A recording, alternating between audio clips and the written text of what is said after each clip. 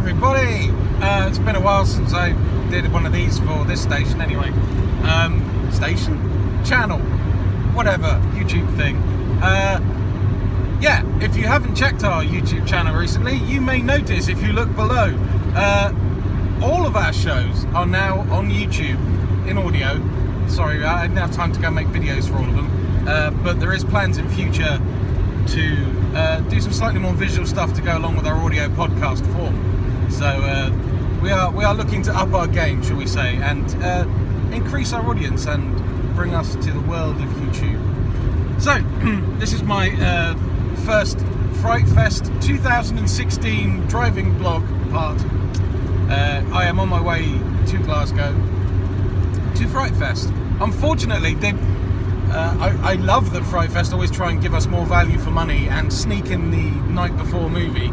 I'm a little disappointed though, because it is The Forest, starring from Game of Thrones. I'm sorry, I can never remember her name. Queen Marjorie, I think. You know her. A very nice looking young lady, and a very, very accomplished actress who is in this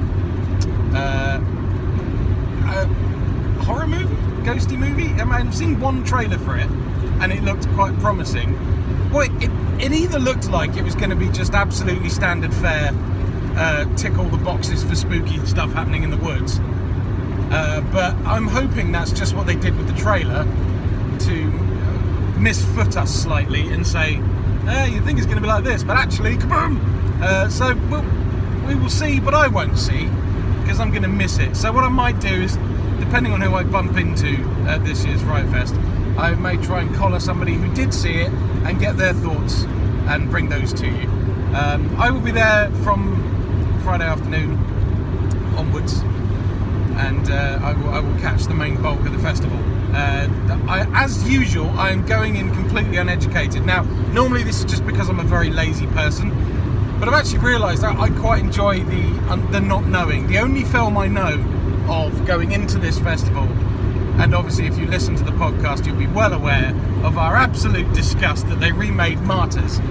Well, we are going to see the UK premiere of Martyrs. Now, I know it's had a US release, some of you may have seen it, Gordon most certainly has seen it, but he's telling me nothing. All he has said is, enjoy! So, yeah. From the trailers I hold very little hope for this. I am biased against it to start with, so it can only exceed my expectations, because my expectations are absolutely rock bottom. Martyrs is one of my favourite horror films of all time.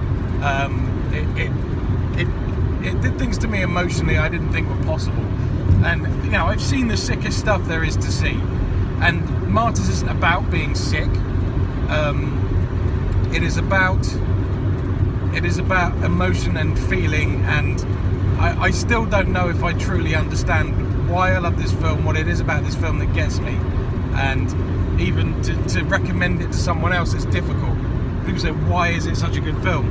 And it's like, well, I don't know, because it's not like the plot sets the world alight, like it's something you hadn't thought of. It is just an idea, but it's the way it gets to that idea and the journey the characters go on, I suppose, and it's absolutely unforgiving, unrelenting nature that doesn't give you a second to breathe, really, and that is what I found so refreshing. It's just blam, off we go. So if this US remake lives up to it, I want to be on the edge of my seat, even though I know ultimately where it's going. I think the problem is also the trailer gives away the main conceit of the movie, which I don't think the original Martyrs trailer did. There was a twist in the tale, so you don't know what was coming. And this is happening an awful lot at the moment. The He Never Died trailer made me actually angry, because the funniest line, B, the main plot twist of the movie is in the frickin' trailer. It's a film I recommend. Don't watch the trailer, just go and see the movie. Henry Rollins, frontman of a band, leading man in this film. He's superb in this movie. I loved it. So yeah, I would recommend you check it out. So yeah, all I know is the first film of the Friday FrightFest block is called the Hexecutioners, which I think is a brilliant name, and I am expecting some kind of over-the-top sort of splattercore comedy type thing. But again, I've not read up on it, and that is completely intentional. I don't know what kind of special guests they may or may not have, what Q&As they may or may not have.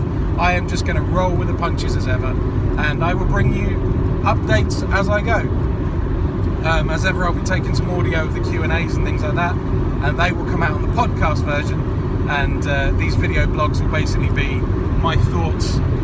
It'll either be one a day, or I may even, depending on the breaks I have between movies, I'm on my own this year, so yeah, if I'm sad lonely boss, I'll just be talking to my camera to myself in the corner, and I'll get lots more editing done a lot quicker. So maybe 2 a day, maybe 1 a day, and depending on the ridiculous upload speeds on YouTube, it will depend on how quickly you get to see them. But yes, so sit back, relax, and enjoy my coverage of films you haven't seen. While you're watching this, I have no idea. I'll see you on the flip side. There'll be another one of these as I do the 7-hour drive home, because it keeps me awake. God, it just shows how sinister my eye looks. For those of you who don't know, last summer, I decided to try my hand at live action role playing. I was actually doing an audio piece for a radio show I record, and somebody shot me in the face with a crossbow, and my eye is now permanently damaged. Hence, I'm wearing a contact lens, which it reduces the amount of light going into my eyeball.